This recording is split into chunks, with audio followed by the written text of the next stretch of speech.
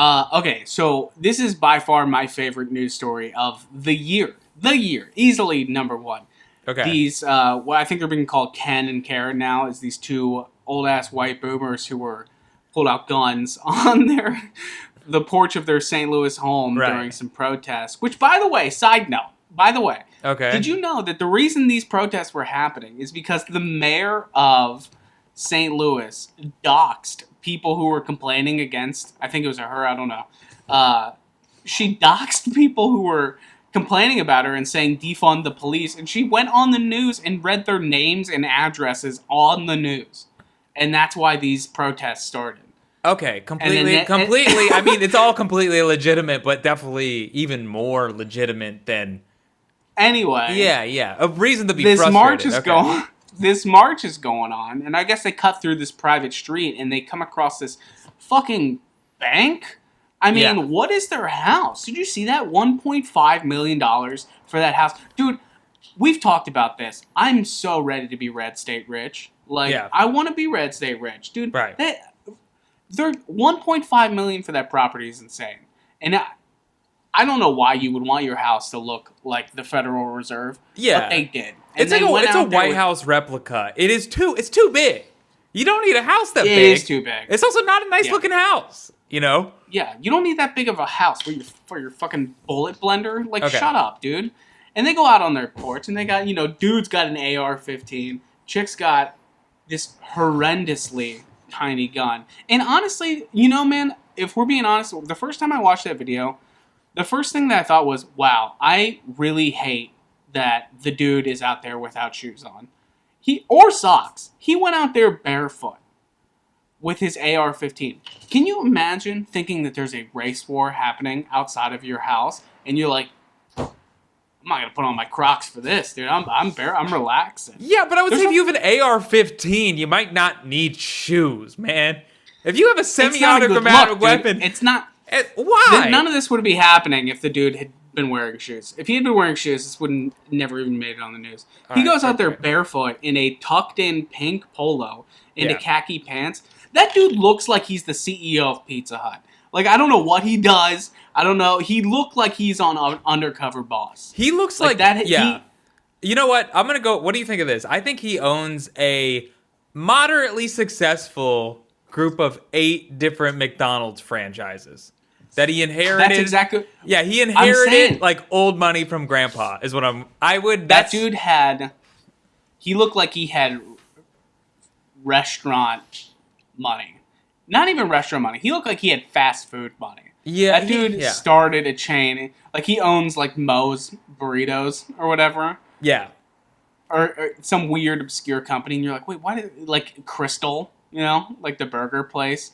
And he has this mansion. You're like, why the fuck does he afford this? He's like, oh, that's the guy who owns Crystal. And you're Right. like, do they still even have those? And he's like, well, look at his house, dude. Jesus Christ, he got 7, tanks in his garage. Well, What do okay, you make of this? I think the most the most viral part of it, I think, was the woman, her hideous tank top, and the way she held the gun.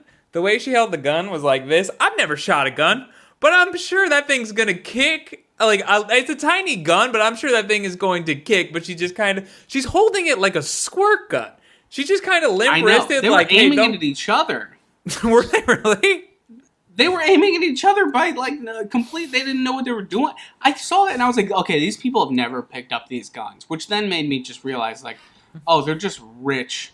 They're, red state rich. They're They just looked like, you know confident, though. Didn't they look confident? I'm like, yo, these people... They really did. They exuded a lot of, like... I think had they stepped on the property, dude, it would have been bad. I think they would have stood their They would ground. have opened fire. Yeah.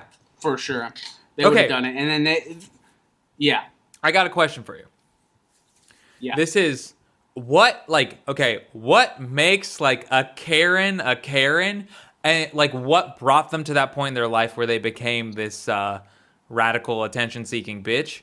And also, what are, like, defining traits of... Because I feel like they come in all shapes and sizes, So, like, what are defining traits of a quintessential Karen?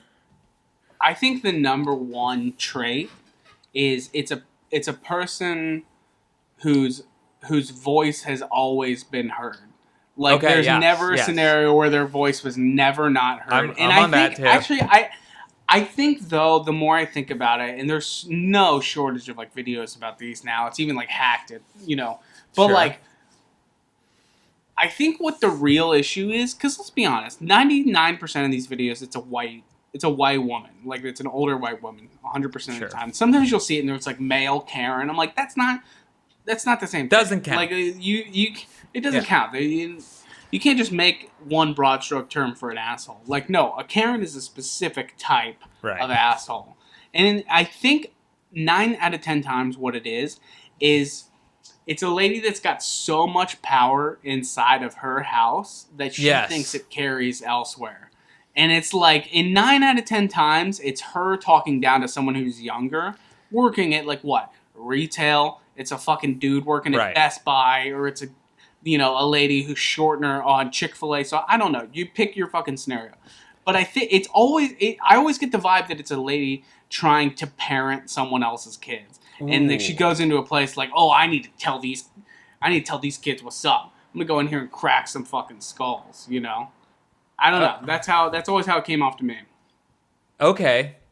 Mine's kind of on that tip, because what I think it is, I think every Karen was the, like, hot girl in high school, okay?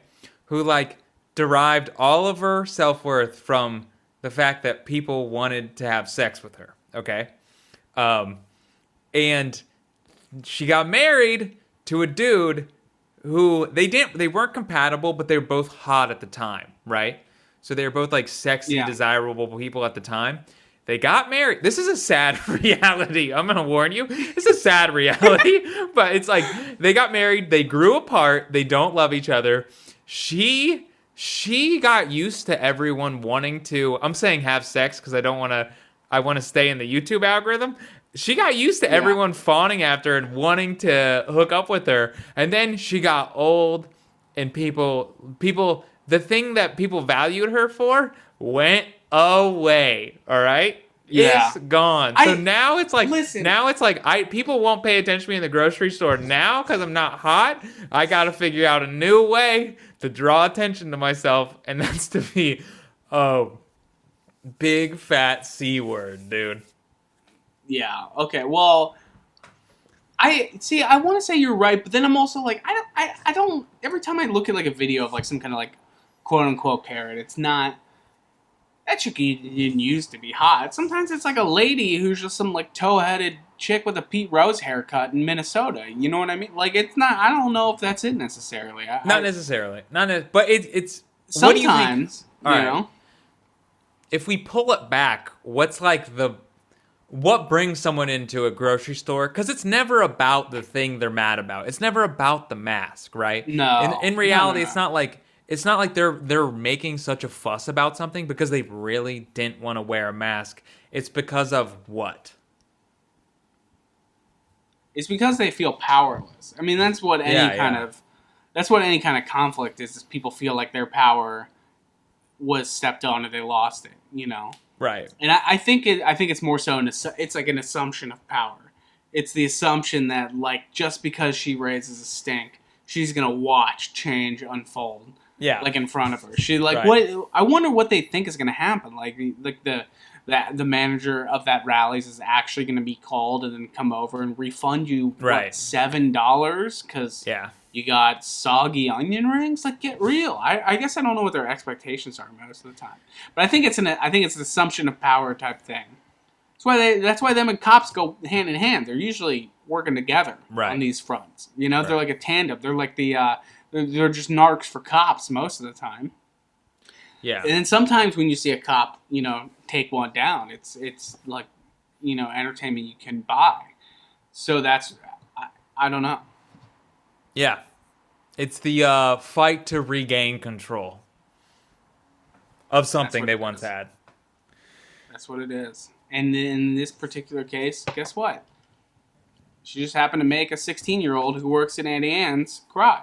Right. And collateral damage. And then and guess what? And the best part about it is they're not going to lose a lick of sleep. They'll sleep like a baby that night. Oh, for sure. And the world will keep on spinning. And then the next day, and people always think it's going to stop. It's not going to stop. You're going to go to bed. You're going to wake up in the morning. You're going to load up Twitter or Reddit or whatever, and you're going to see some chick with a Pete Rose haircut and a mean-ass face standing in line at a Starbucks or at, a Target and complaining about, like, the thread count on a pair of sheets or having to wear a mask or that the restrooms now let 35 genders go in there. Take your pick. It's just going to keep happening.